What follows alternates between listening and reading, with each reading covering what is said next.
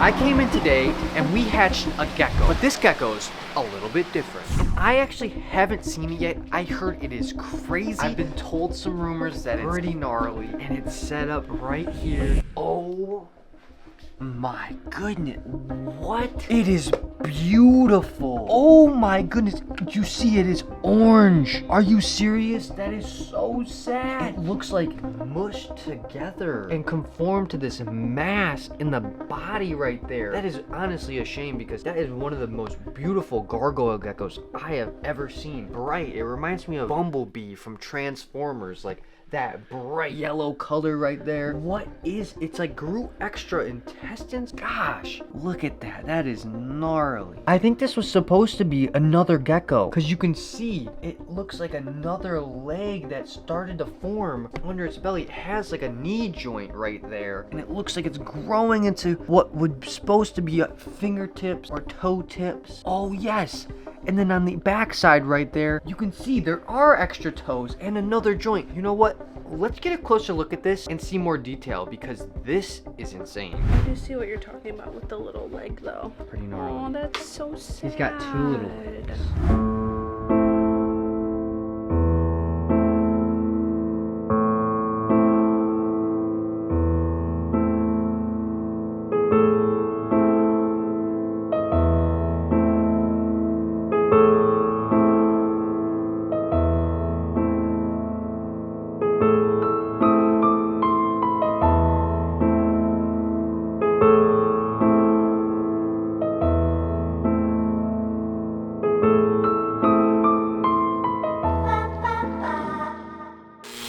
Whoa, Jessica, where'd you come from? That's perfect though, because I actually had some questions. Obviously, it's a gargoyle gecko. It's a beautiful gecko. What line did this gecko come from? This one probably came out of our like Deadpool lines, like our Deadpool grandkids. Really? It's definitely one of the prettiest ones I think we've ever produced, which is For really real. sad. I know. I always thought that Deadpool was kind of red for Deadpool. So It's like, a lot of times when these guys hatch out, they kind of look a little bit more orangey yellow, and Okay. then as they grow, they change to red. this one is so beautiful, Jessica. Do you think that this has to do anything with the mutation? A lot of times when we have weird like mutations like this, even with snakes, they tend to come out in like the prettiest animals that Really? we produce, yes. Oh. This one wasn't inbred or anything, but like sometimes once you mess with the genetics like so much, Yeah. you just get weird stuff. That makes sense. You can't play God, right? You do breed a lot of gargoyle geckos here. Deformities like this happen often, or what's the I deal? would say this is really rare. This is the first time I've ever hatched anything that was like this, like conjoined twins of Yeah. any type. I've actually seen a couple people in the past few years hatch out 2-headed gargoyle geckos or 2-headed crested geckos, and they That's tend to make cool. it for like a little while. I haven't seen any like make it to adulthood. We see that there's sort of a mass, a leg, maybe 2 legs, some joints in there. Do you believe this was twins in the egg, or what are your thoughts? I would think that yeah, it was going to be conjoined twins of some kind, or it was going to be 2 geckos that one started to absorb the other. This is not looking good. The quality of life.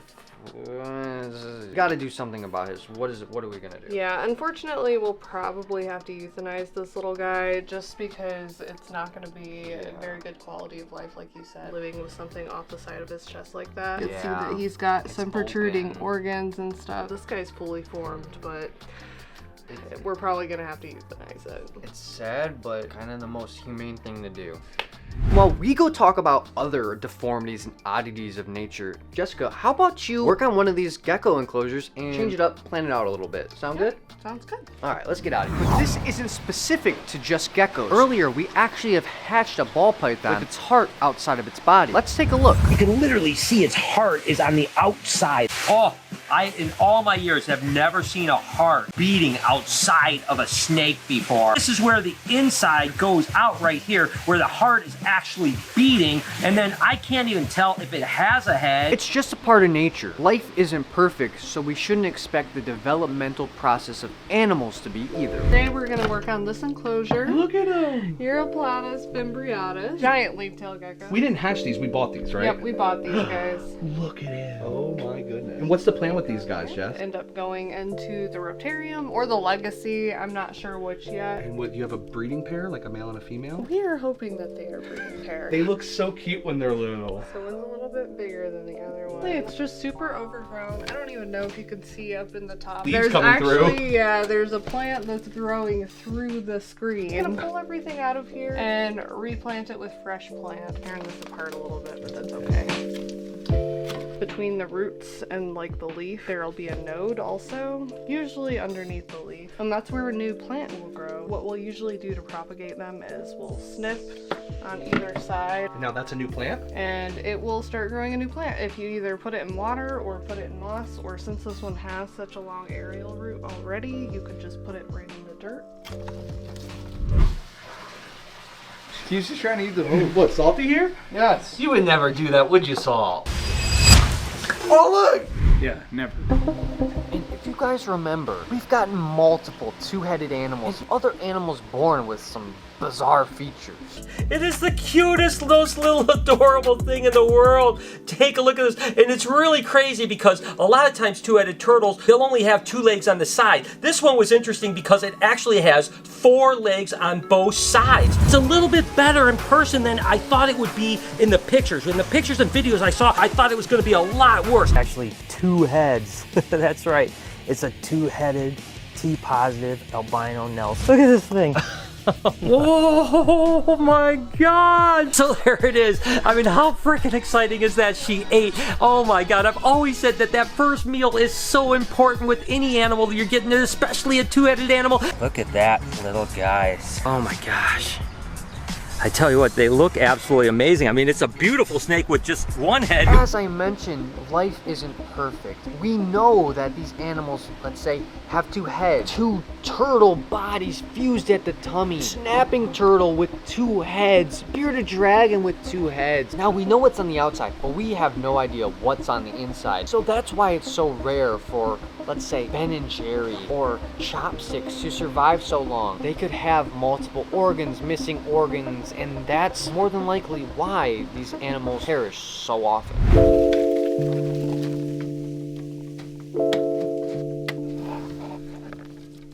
Oh, you got it. I'm gonna have to pull all this stuff out just because it pretty much is all root, so we definitely just want to replace all of this before we put new plants in.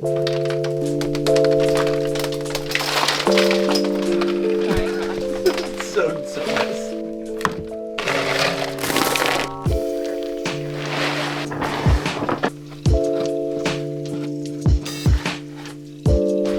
But just because there are deformities or oddities doesn't mean it has to be lethal. Just like the many times that my dad has hatched twin ball pythons. There's 2. These are actually twin albinos. Oh my gosh. Look at this.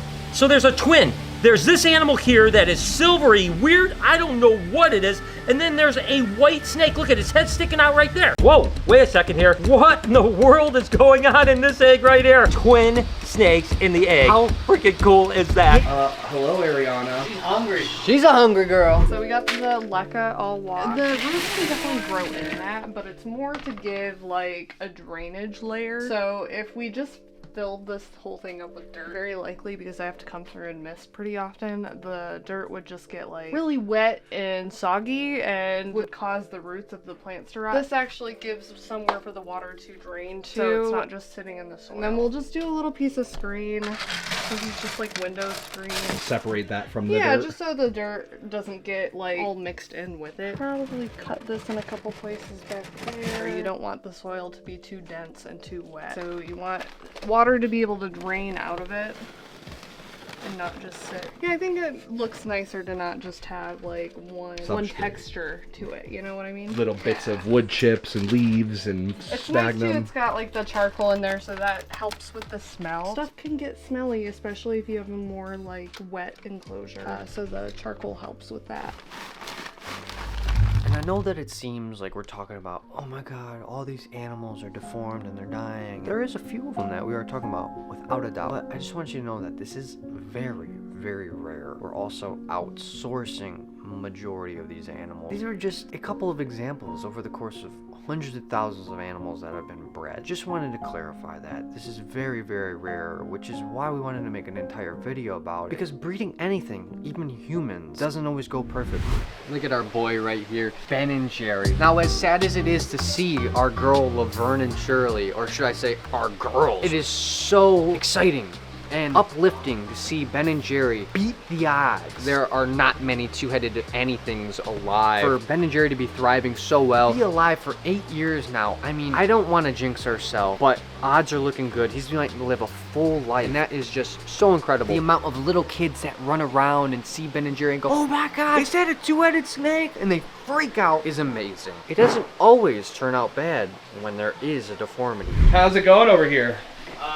Water's filled up. She only tried to eat those 3 times. Oh, good. On best behaviors today. Is it plant time? Yeah, it's time to find some plants. You know, the constant evolution of BHB is always a cool thing. 1,000 colubrids down here to now all these pretty plants and stuff is just awesome. I like these guys a lot. Pull the dead leaves off real quick. Those aren't begonias, right? Yep, Oh, they are? all begonias. Oh, yeah. I'm probably not going to use all these. I'm just going to kind of see what I like. See who's gonna look better. Grab a couple green things, like maybe a heart-shaped philodendron to put in the top, maybe some pothos to put in the bottom, and Oh my God, Jess. I'm gonna have to just pull this out. Oh my God. We did it. Well, you did it. I didn't really do anything. There we go. I really do like you can kind of see the difference between these guys. This since one's they're got out way right more now. like dark pattern Yeah, a lot more dark patterning. on it. Crazy jumper. On the branch. And look how light she is, huh? Jade Yeah, greens. very cool. Almost looks like that mossy leaf tail we had back in the day. Yes. Yeah, the sequoias are really cool. I wouldn't mind getting them eventually. Great, there you go. They're all set. Hope you guys enjoyed today's video. If you did, there's a playlist that you can watch all kinds of videos. You can also hit that subscription button. It would mean a lot to me. Also, hit that like button while you're down there. Have a wonderful day, Reptile Army. Remember, be kind to someone, and I promise I'll see you in the next one.